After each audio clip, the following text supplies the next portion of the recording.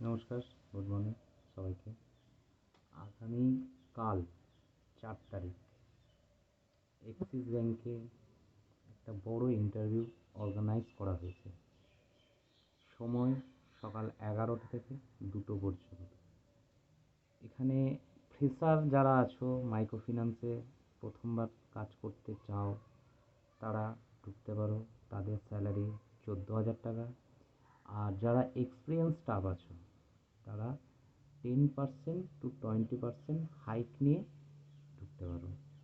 কাজটা হবে নদীয়ার আশেপাশে, মধ্য কথা নদীয়া ডিস্ট্রিক্টের সারাউন্ডিং এরিয়াতে।